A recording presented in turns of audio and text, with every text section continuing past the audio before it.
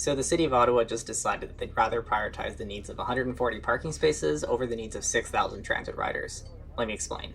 So, if you're not familiar with the what is it called, the Bank Street Active Transportation and Transit Priority Feasibility Study has been an initiative that's been active for over a year at this point. And the city is looking at different options on how they can improve Bank Street to make it better for all modes, including walking, transit, cycling. In addition, instead of just focusing on cars as it is right now.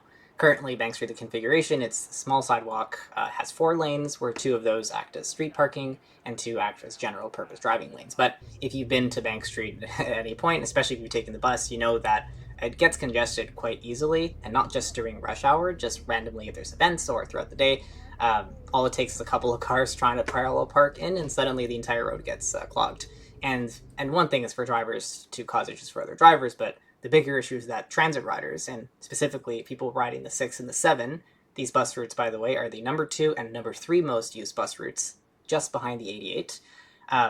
Moving, as I said before, 6,000 transit riders through this area are stuck in this traffic, and it makes it so that the 6 and the 7 are not a reliable bus route. Traffic not only makes the trip itself take longer, but it also messes with the schedule. It makes it so that the buses don't arrive on time. It makes it so that you show up to the bus stop, nothing shows up for 20 minutes, and suddenly 3 empty buses show up, causing that's bus bunching. The impacts that cars have on buses is one of the major reasons why buses are unreliable, and I did another video where I talk about that, so you can watch that later if you want. But the big issue here is the city has an opportunity to actually fix this. So they had 4 different options that they proposed, and I can show them here now. One of the options was basically to do nothing at all, but the city themselves, when they announced it, didn't seem like they were very seriously going to do that. The second option was to add bus lanes, but only during certain hours of the day, and then they would revert back to parking lanes, or for street parking, sorry. Option 3 involved making street parking permanent, but having some permanent elements like bulb outs at the intersections for parking, and only having bus lanes going north or southbound. I believe that was still open for them to decide. And then option D, was to have bike lanes added and keep 1 lane of street parking, but then buses would get no priority here. They would just be stuck in traffic. So of all these proposals, there's something that you might have noticed in all of them, is that they preserve street parking in some way. And the city was very clear about that. That's right here, they state in the options they eliminated that none of the options could fully eliminate street parking. It was a constraint they came into this from the first place. Before they even showed these options, they already had this constraint made. And you might think that's a bit weird. Well, that's actually because the city, prior to sharing these options, met with stakeholders, and one of those stakeholders was the business association, the Glebe BIA. And I think there was a freedom of information request someone did, and actually we got emails from some of the comments there, so don't take my word here, but that was the takeaway from that, is that they had to preserve street parking. And basically, long story short, over almost a year now, the city heard from residents. They held a survey with people from the who visit this area, and they found that most people are okay walking a little bit longer, especially since this area of Bank Street already has 2 parking garages, the Glebe parking garage and the Lansdowne parking garage. So street parking only accounts for 7% of all the parking in this area. 7%, that's it. And the studies are, I think I'll put up a infographic that one of our members made. It was a really good infographic that shows you that most people are willing to walk 5-10 minutes from their parking spot to go visit businesses on Bank Street.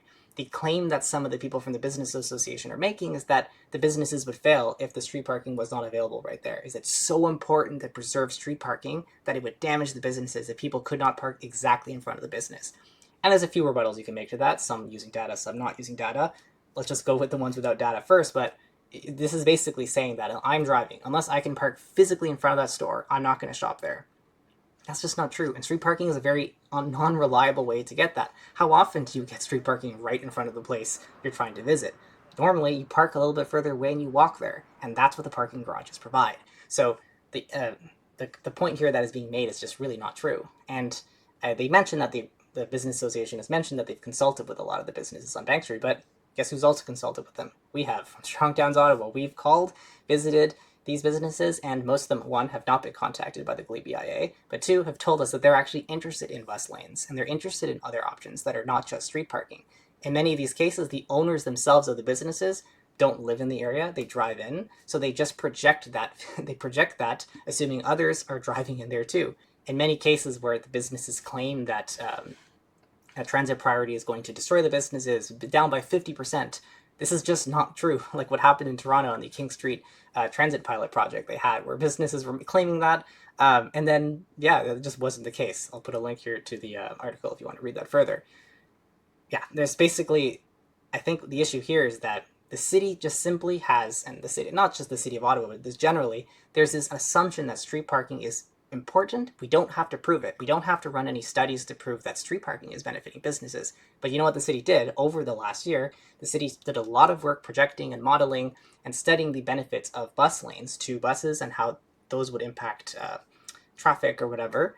But they never spent any time studying to see whether or not the removal of street parking would be that damaging to businesses, because it's just assumed that the street parking is beneficial.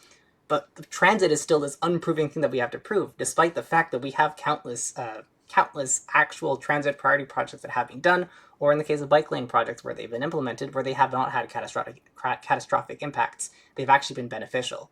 So this burden of proof really needs to be flipped. It's kind of ridiculous that we still subscribe to this car-centric thinking. There's a book, The High Cost of Free Parking, that kind of goes into this in a lot more detail. I'll be honest, it's been a while since I've read it, and since I've moved, I have not had, I couldn't bring the book with me, so I don't have it in here to pull specific examples, but just, if you go through the book there, it has a lot of examples that really debunk these parking myths that get brought up all the time by pro-car advocates. So going back to where we ended up, the city finally announced the options they were going with. Sadly, I couldn't be at that meeting as I'm not in Canada right now, but they chose to have bus lanes in the morning from 7 to 9 a.m. going northbound, and then 3:30 to 5:30 going southbound. And also, really strangely enough, this doesn't align with the bus lanes just south of this area for some reason. I don't know why, but there are a couple of segments where they have permanent bus lanes, like in front of Lansdowne and a few chosen area, but only a couple of street parking spots were lost to do that. So I'd assume the city was trying to respond to some of the feedback and advocacy that groups like us, like from Strong Towns Ottawa, have been pushing for. And I do believe, yeah, that these were implemented because of the effort that we made. So that is a win. By not making the bus lanes permanent, they're jeopardizing the effectiveness of these lanes, especially given the fact that these are the number 2 and number 3 most used buses in the city, moving 6,000 passengers through this area.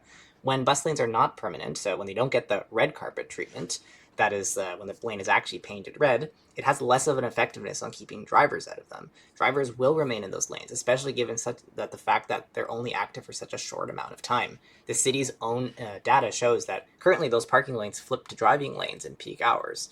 So, and the city, when they were checking, found that cars continue to remain parked, despite the fact that you're not supposed to be parking there. That's not going to change when these become bus lanes versus driving lanes. It's going to continue to happen, and this will jeopardize the effectiveness of the bus lanes. When the road is congested with a bunch of cars and the buses are flying down the bus lanes, and suddenly there's a car parked there, that means that large bus now has to merge into traffic and then merge back into the bus lane, and that delays the bus.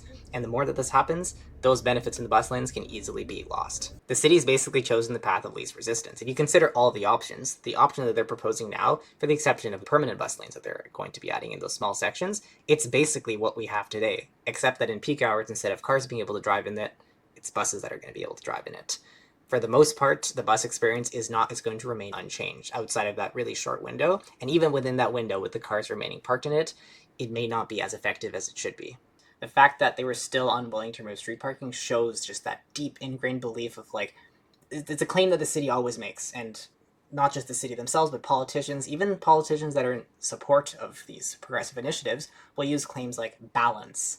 We need a balanced approach. But the issue with balance is that it really is disproportionate when you consider that motor vehicles, the driving, moves the least amount of people out of all modes of transportation. It goes against the very things the city claims to be following with their transportation master plan of reducing car dependency. They say they want to do this, but when it actually comes into practice, when we actually have the second and third most used bus routes, or most used buses in the entire city based on ridership, we have a clear, easy win. Only 100 spots being lost. 7% of all the parking on the street would only have to be lost to permanently have bus lanes to move these routes faster for very low cost.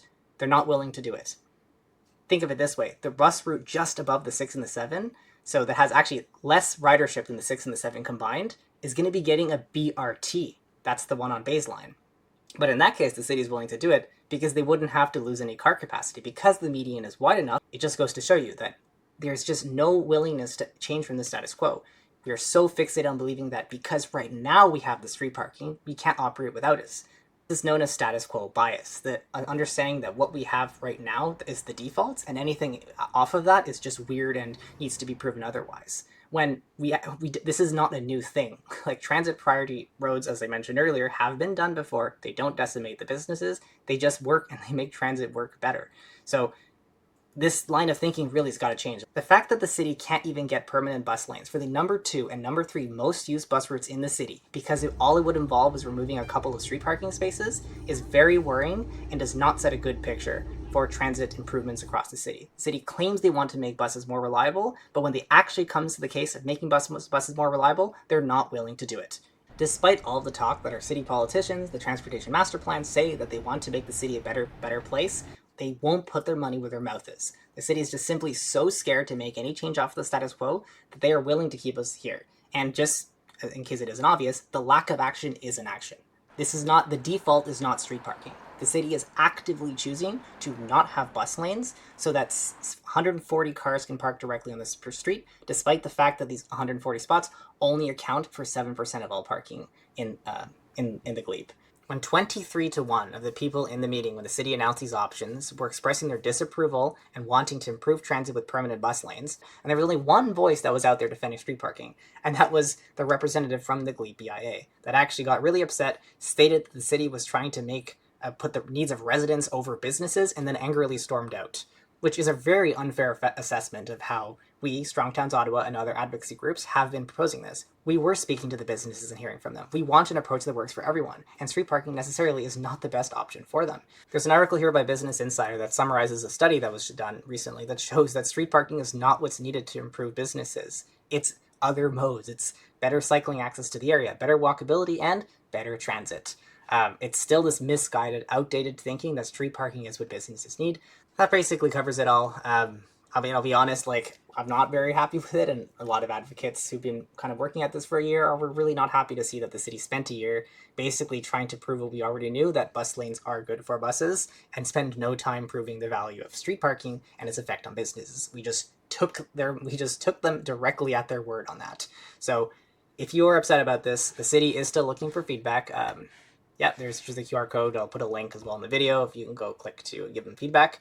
But basically, yeah, the next steps here is the city is going to present this, or the project team is going to present this to the Public Works and Infrastructure Committee, so there'll be a chance actually to provide public comment there when it goes up for there, and if it passes there, then it goes to City Council for final vote. So please express your feedback on this if you can, and obviously if you live in Ottawa, and yeah, the fact that it took this long just to get step 1 shows we need to make a really big step 1, since it's going to take at least a year or longer to get a step 2. So yeah, thanks for watching this video, and yeah, share it with other people you know that live in Ottawa and want to make a better city. Thanks for watching.